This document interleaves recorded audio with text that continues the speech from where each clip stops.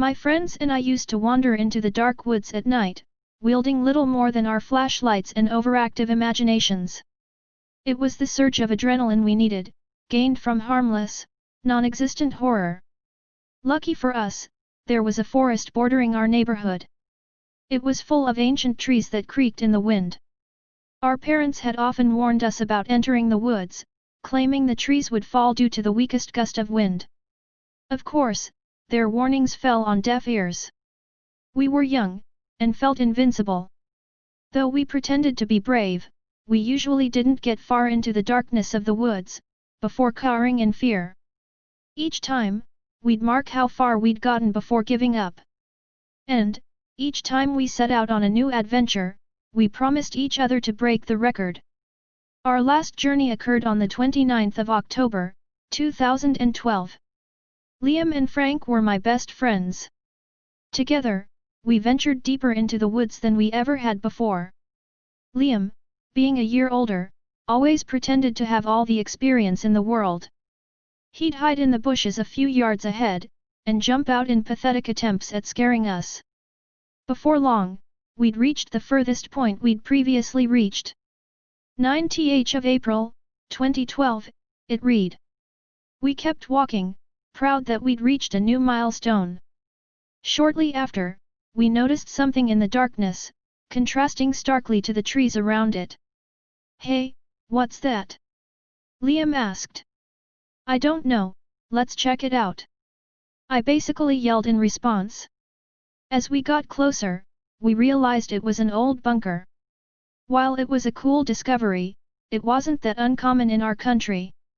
There were still thousands of concrete bunkers remaining after World War II. Still, we were excited to explore our new findings. Inside, it was rid of any equipment. All it contained was a hole in the middle, with a spiral staircase stretching deep into the ground. Let's climb down, Liam suggested. I don't know, Frank stuttered. It doesn't seem like a good idea. The stairs might break and trap us inside. You're just scared, admit it, Liam teased back. Not willing to admit our nervousness, Frank and I agreed to follow him down the stairs. The stairs themselves were made from metal. Though they felt solid enough, they produced loud, echoing sounds with each step down towards the bottom. After a minute without the end in sight, I started to get scared. How deep down does this go? I asked. In response, Liam took Frank's flashlight, and dropped it down the middle of the staircase. It fell, deep into the darkness. Holy crap, I can't even see it anymore. We need to go back. It's too far down, Frank said nervously.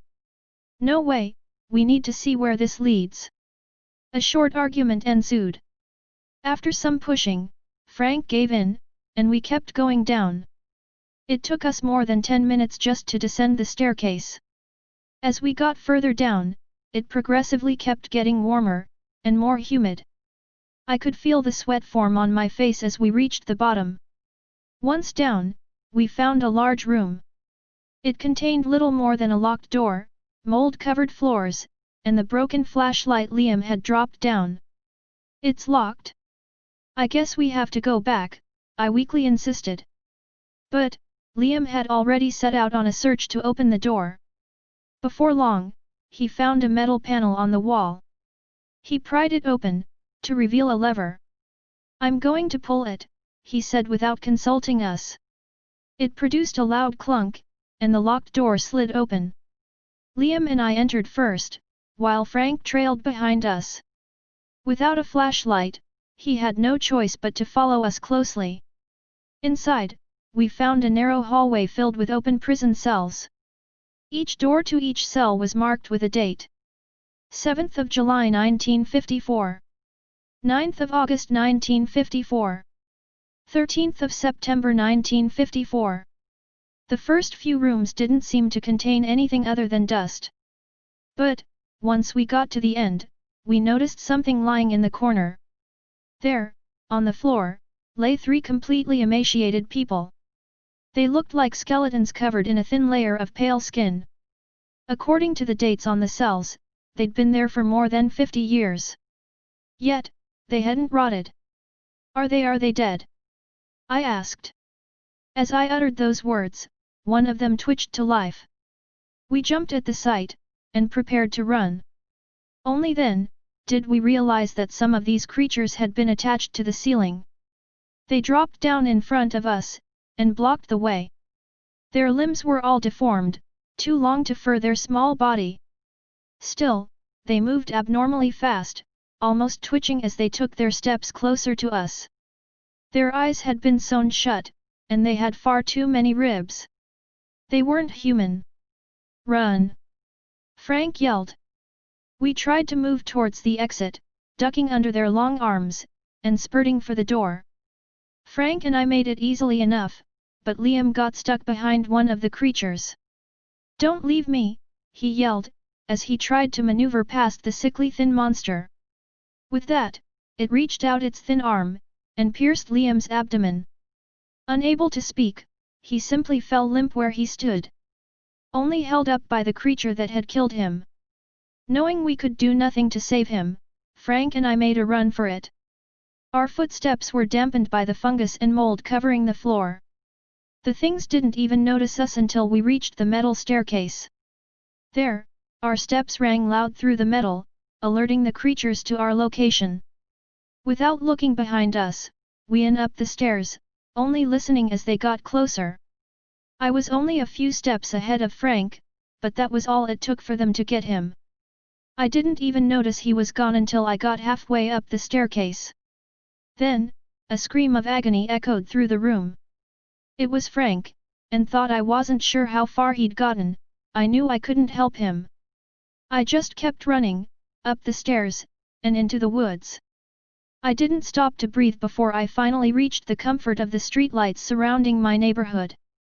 Exhausted from the escape, I collapsed on my own doorstep, and passed out. Safe, but broken.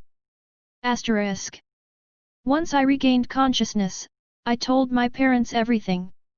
At first, they didn't believe me. But, once the news of 2 missing children spread around our town, the police was alerted. Still, they couldn't confirm my story. They initiated a search and rescue operation. Though they found the bunker I mentioned, there were no traces of any malformed creatures, nor any proof that my 2 best friends died there. To this day, the case remains unsolved. However, since we opened the cages in the bunker, there have been a lot of reported cases of missing children. Unsolvable mysteries. Only I know the truth. I'm sorry, we never should have opened the bunker.